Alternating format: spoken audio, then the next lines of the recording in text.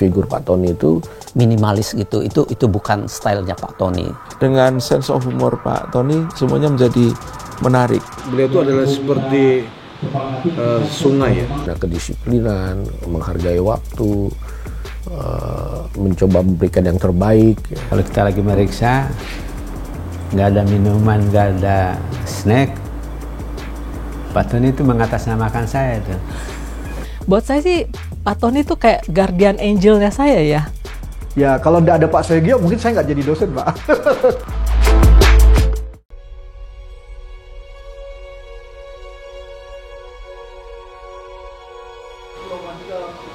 Sebenarnya nggak ada punya cita, terpikir dulu cita-cita menjadi dosen. Tapi karena ditempatkan oleh Pak Sayogyo dan almarhum Profesor Rudolf Sinaga kami di Lombok Tengah bagian selatan. Selama 1 tahun kami ditempatkan di Desa Rawan Pangan. Saya di Boyolali, Pak Tony, Pak Juara, Pak Haryanto di Lombok Tengah. Nah, ketika dalam proses di sana itu, almarhum Profesor Segio itu berkirim surat kepada kami. Apakah Anda bersedia menjadi asisten untuk menjadi dosen di jurusan Sosek? Tahun 83, kami kembali ke kampus. Kembali ke kampus dan Pak Sayogyo langsung bilang, hari Senin masuk lagi, kamu duduk di sini, Juara duduk di sini, Tony duduk di sini. Jadi kami nggak pernah melamar loh masuk ke IPB itu jadi dosen tuh, nggak pernah. Waktu kami datang ke Bogor, saya, Pak Juara, Pak Sumarjo, Pak Ono Sutarno, dan Pak Lala itu udah generasi pertama lah. Kami berikutnya bertiga memproses secara administrasi menjadi pegawai negeri sipil di Fakultas Pertanian. Kita antara lain ditangkap menjadi konflik kan? Tapi diselesaikan dengan apa yang kita sebut dengan konflik resolution. Dasarnya adalah disiplin, kebersihan, kerapihan, tertib ya, terus menghargai waktu ya. Mengapa lebih cepat jam 6 datang dibanding kita bermacet-macet ria gitu kan, ngebuang waktu 2 jam. Itu satu kesamaan sebetulnya dari kecil ya, dari pendidikan dasar. Nah sehingga kalau dosen sebagai dosen, saya duga apa yang dilakukan Pak Tony ini bisa jadi contoh ya sebenarnya. Bagi saya di departemen ini dengan bidang sosiologi pedesaan itu tampaknya tidak mungkin dosen itu bisa mengajar dengan baik kalau dia tidak punya pengalaman riset dan pengabdian pada masyarakat. Itu yang. Jadi bagaimana kuliah itu menjadi menarik, saya punya pengalaman-pengalaman di lapangan dari beragam daerah, tempat, aktivitas-aktivitas pengembangan masyarakat dan pelatihan-pelatihan itu banyak membantu memberikan ilustrasi-ilustrasi dalam perkuliahan, dan tampaknya itu menjadi menarik bagi mahasiswa daripada kita hanya menjelaskan konsep-konsep tanpa mengkaji konsep itu secara empiris dengan pengalaman-pengalaman yang kita miliki baik dalam bidang penelitian maupun pengabdian. Beliau tuh sangat well organized ya, sangat well organized. Kita bisa lihat misalnya dari gaya tulisan beliau pun kan begitu indahnya begitu ya. Nah itu kalau misalnya kuliah itu mempersiapkannya sangat-sangat serius dan sangat rapi, sangat tidak mendadak gitu ya. Itu hal-hal yang sangat baik. Pokoknya persiapan kalau untuk mengajar itu sangat bagus. Kemudian tentu juga untuk riset, dan beliau sangat serius gitu ya. Tidak ada yang apa ya, ibaratnya tuh minimalis gitu. Itu bukan stylenya Pak Tony. Gitu. Memang kalau di dalam perkuliahan, selain materi yang akan saya sampaikan, juga tugas-tugas itu saya desain sedemikian rupa. Saya punya sekumpulan berbagai topik materi perkuliahan dengan tugas-tugas assignment untuk mahasiswa yang secara tertulis saya buat gitu ya. Dan itu memang motif saya ada begini. Saya punya prinsip, udahlah kita kasih nih 5-7 bahan bacaan. Sedikit-sedikit dia. Persoalan dia mau baca seluruhnya itu soal lain.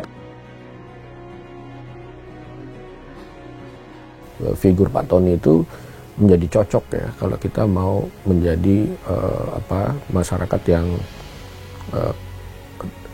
berhasil ya, karena kedisiplinan, menghargai waktu, mencoba memberikan yang terbaik ya. Untuk membiayai bensin nangkap ikan. Isi ada karena orang Indonesia, ternyata agaknya sah. Apa yang bisa diambil dari Pak Tony? Banyak sekali, terutama bagaimana cara mengajar ya, baik dari sikap maupun dari bagaimana tampilan di kelas yang menjelaskan demikian runtun, kemudian mahasiswa diberi ruang untuk diskusi lebih banyak. Kadang-kadang di masyarakat itu ya, mengakui sebagai masyarakat adat, tetapi kesatuan hukum adat itu tidak ada. Misalnya lagi tidak enak badan itu, sakit. Tapi kalau udah ngajar tuh, sakit itu hilang gitu. Nggak tahu saya itu. Tapi kalau saya dalam kondisi nggak sehat itu ya, tapi setelah mengajar tuh, lagi mengajar, tuh hilang itu. Nah, pernah kan waktu saya kemarin kena COVID itu kan suara hilang. Ngajar pakai Zoom, sampai mahasiswa bilang, Pak, udahlah Pak, kami udah nggak sampai hati, Bapak berhenti aja, suara saya udah terputus-putus. Tapi saya semangat aja kan.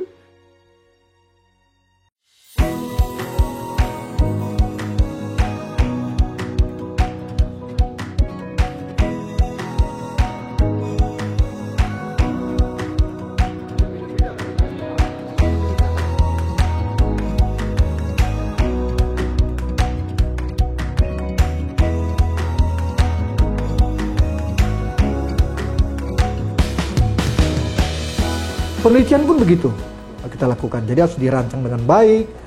Ya, karena bidang kita ilmu sosial kan, paling kita kan melakukan observasi, in-depth interview kah, group interview kah, atau focus group discussion, semua itu harus ter-record dengan baik. Nah, itu yang harus terencana. Kalau kita dalam penelitian tim, ya memang harus adalah catatan harian lapangan itu. Sebagai dosen MPS, saya selalu mencontohkan Pak Tony untuk kerapian penelitian, terutama membuat catatan harian. Saya sering lalai buat catatan harian, tapi Pak Tony nggak pernah itu. Dulu ada peraturan di PSP itu, bahwa catatan harian itu tidak boleh ditulis lebih dari 24 jam setelah kejadiannya. Jadi kalau kita wawancara hari ini harus kita selesaikan laporannya, catatan hariannya, dan nggak boleh ditunda itu. Saya sering nunda itu, tapi kalau Pak Tony nggak. Yang saya kenal betul, tahun 92, saya kan masuk PSP 3, PSP waktu itu namanya, ya.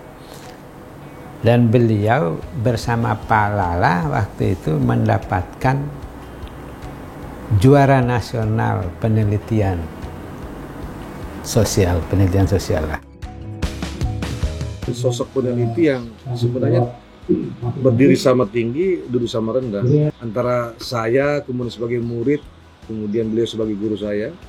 Demikian juga ketika kami riset, ya, beliau sangat welcome, memberikan ilmunya atau bertanya. Kata kuncinya adalah saya berusaha untuk empati, bertepos liro. Saya mencoba menyesuaikan. Bukan saya ingin Anda menganggap saya status saya tinggi, tapi saya coba menurunkan posisi saya kepada lawan saya berinteraksi. Kreativitas Pak Tony itu untuk keluar dari sesuatu ya persoalan yang begitu rumit dan menjadi mudah. Jadi dia punya taktik-taktik yang tidak pernah dipikirkan orang lain. Dari pengalaman-pengalaman di lapangan itu memang saya merasakan bahwa melakukan penelitian di lapangan itu melatih kepada kita yang pertama adalah kejujuran. Selain kejujuran, kita juga dilatih untuk kreatif. Bagaimana di lapangan itu menghadapi beragam anggota masyarakat yang punya karakter yang berbeda. Kan tidak selalu mudah kita temui atau kita wawancara itu beragam. Nah itu juga jadi menimbulkan, paham ya bahwa kita ini penuh dengan perbedaan. Nah yang mau kita cari bukan mencari persamaan, tapi menurut saya adalah kita memahami bahwa kita ini memang berbeda. Tapi memahami perbedaan itu yang menurut saya hasil dari pengalaman-pengalaman melakukan riset, baik sesama kolega maupun bertemu dengan berbagai pihak, itu banyak membantu bagaimana menciptakan diri saya semakin bijak melihat perbedaan-perbedaan yang ada di dalam masyarakat, baik antara beda agama, beda etnis, ya, culture dan sebagainya, itu banyak membantu.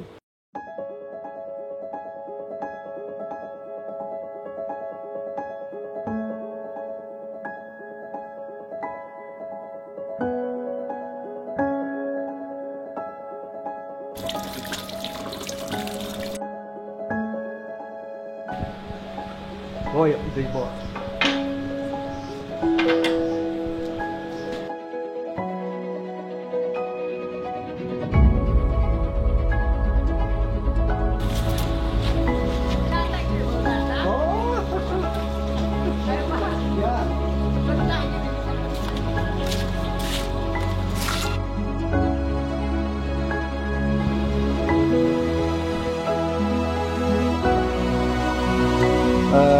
Saya adalah dari keluarga besar sebenarnya. Jadi saya bersaudara ada 10. Saya anak yang tertua. Orang tua saya ketika saya masih TK menjelang SD itu orang tua saya berpisah. Berpisah itu karena ada persoalan-persoalan politis ketika itu menurut cerita yang saya terima. Sehingga ayah saya pergi dari Kalimantan Barat ke Jawa, berpisah dengan kami, dan akhirnya karena sudah lama tidak berhubungan akhirnya bercerai. Jadi perceraian itu bukan karena ada sesuatu tapi masalah politis sebenarnya. Terus menikah lagi dan mendapat 5 anak. Jadi saya adalah anak tertua dari 10 bersaudara. Di foto itu paling tinggi ada yang paling kecil dan saya yang paling pendek di antara 10 itu. Jadi adik-adik saya bilang itu menggambarkan penderitaan. Sebelum istri saya meninggal itu sebulan, saya dan 2 anak saya dipanggil oleh istri saya. Dan dia bilang bahwa usianya tidak lama lagi. Kami juga paham. Ketika itu saya diminta untuk menikah. Saya bilang enggak, gitu kan, oleh amat saya bilang enggak. Nah itu yang sampai sekarang. Dulu memang ada niat juga.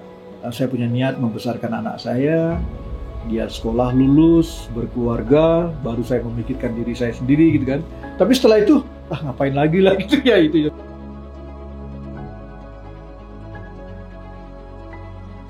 Buat saya sih Pak Tony itu kayak guardian angelnya saya ya, gitu ya. Jadi kayak apa ya istilahnya guardian angel tuh, malaikat yang dikirim Tuhan gitu ya. Karena Tuhan sayang sama saya kayak, jadi ada gitu orang-orang yang memang selalu pada saat saya kritis gitu ada di situ gitu.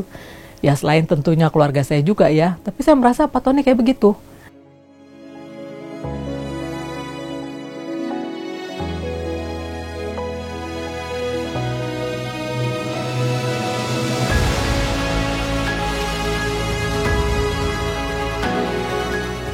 Ya, purna bakti bagi saya ya nggak terasa juga ya.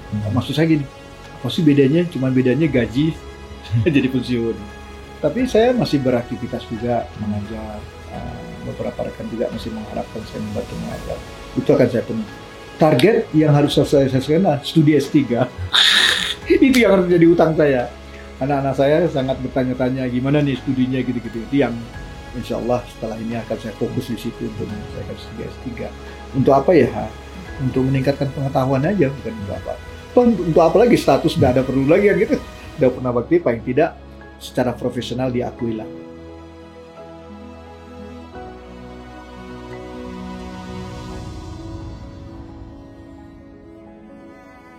Kami di SPPM merasa sangat kehilangan figur yang sebetulnya begitu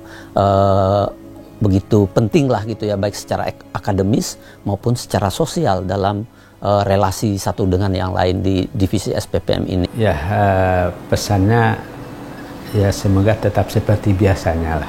Tapi yang bagi saya penting adalah bagaimana kita mengajak Pak Tony terus berkreasi ya.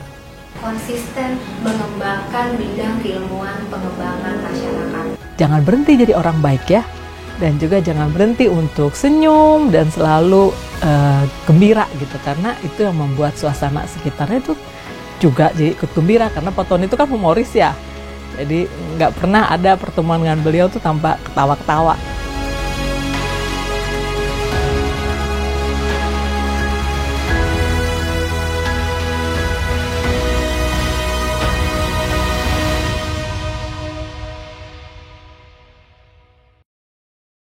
Pak Tony menurut saya konsisten. Pak Tony pengemas banget. Role model kita lah. Pok Torolong. Rame. Tegas. Pak Tony, she is the best. Keren. Tony itu disiplin. Energik. Gemoy. Rapih. Pak Tony adalah seorang yang partisipatif. Legenda hidup. Ini panutanku. Baik. PSK. Lupa bro.